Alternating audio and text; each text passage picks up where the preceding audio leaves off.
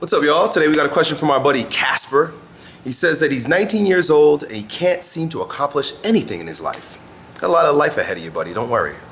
He says, I've tried many things to find my call, but always I end up motivated and depressed because of all of the negativity associated with failure. I can't tune myself into finding the one main goal for my life. Neither can I. I find mental fog and low energy. And then I get frustrated and aggressive, destroying myself with dangerous behaviors like alcohol and drugs, etc.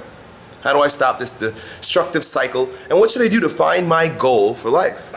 Well, Casper, the very first and most simple piece that I'd like to offer you. Now, it's simple, but it's not really easy, meaning it's going to take quite a bit to really integrate this into who you are. See, a lot of times information is cool, and a lot of people, they're attached and they worship information, ideas. But integrating these things into who you are requires experience, right? So that's one of the things that I offer you guys when you watch these videos, is don't take my words or anyone's words for gospel, which is just gossip, just talking.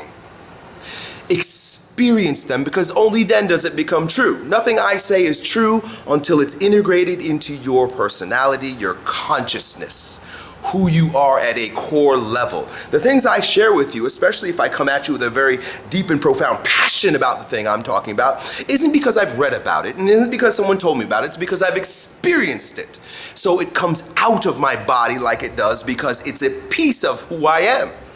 That's why I speak with my body. I am my body.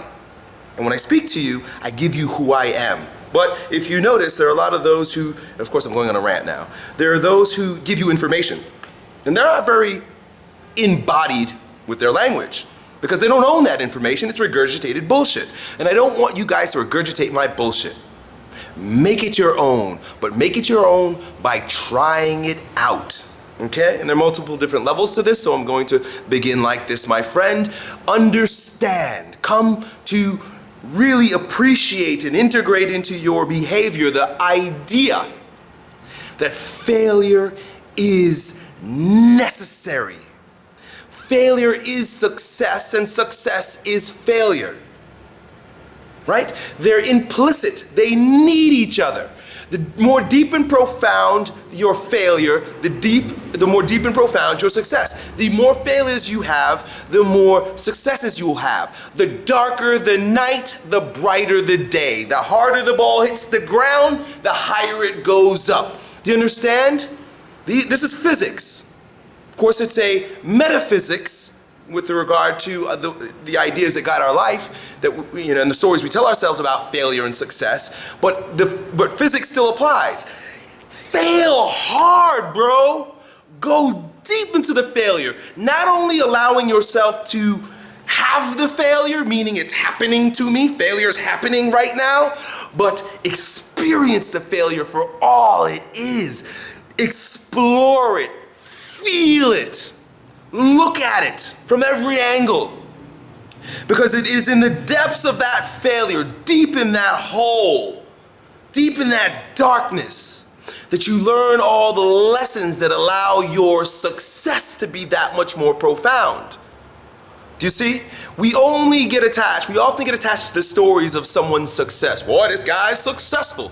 And then we hear a couple stories about how he failed. But what we never really do is get into the experience, into the deep consciousness of that person's failure, and the stories they told themselves about it, the lessons that they taught themselves about it, because they were aware the entire time it was going on and not judging it, that allows them to be so freaking successful and awesome.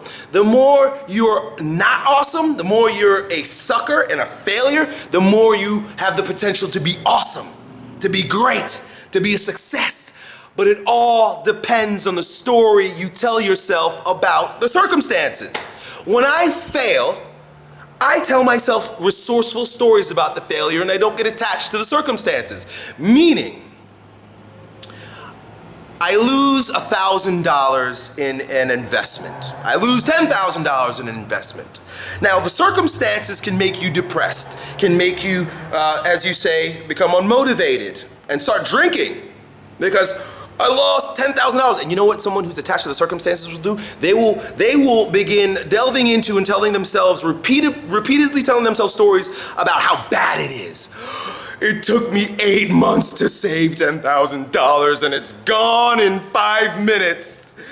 Oh, you know what I had to do to earn the $10,000? I bet those assholes stole it from me.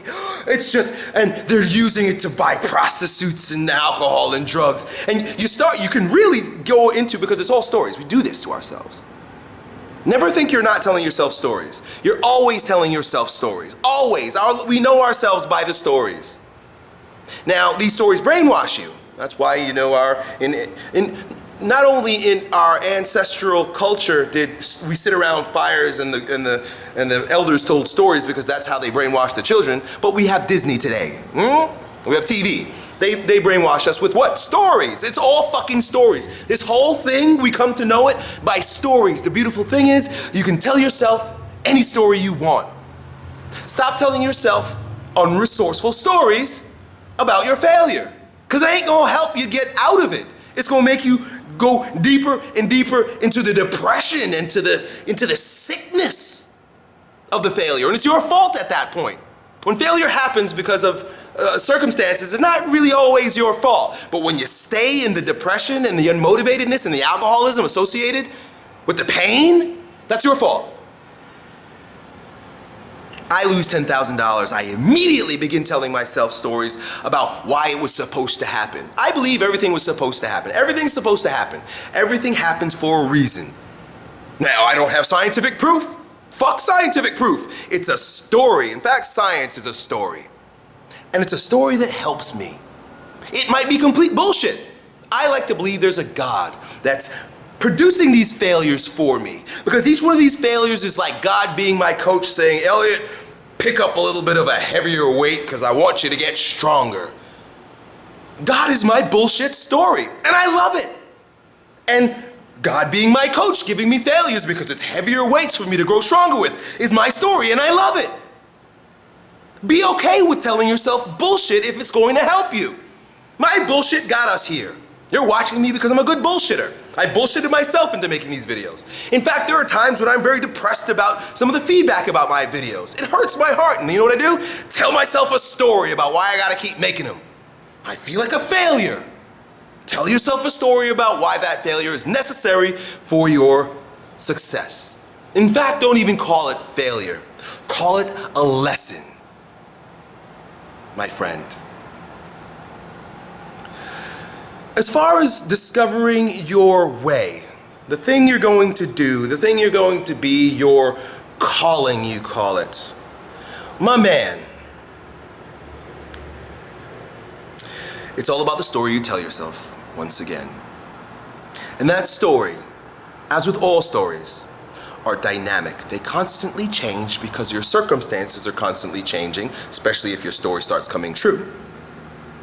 And the world, you. All these things change. Life is not a linear process. Life is this weird dynamic mix of shit happening all over the place, with energy from other people, from yourself, from the food you eat, from the way the stars are aligned. I'm not an astrologist or someone who studies the positions of the stars, but I guarantee you that that's a fascinating story. Go into astrology and figure out, hey, why does shit suck for me right now? The stars are aligned in a weird way. Every time I happen to read my astrology, it seems to be spot on. I like that story, and I read it. Brainwash yourself, my friends. That's really my invitation here. I'll give you one last piece. I don't aim to make these videos sound bites. I really want to delve into your issue, who you are. Right? Issues are usually the manifestation of who you are. And you mentioned to me a little piece of who you are, and you said that I, Elliott Hulse, is like a father figure that you've never had. You never had a father.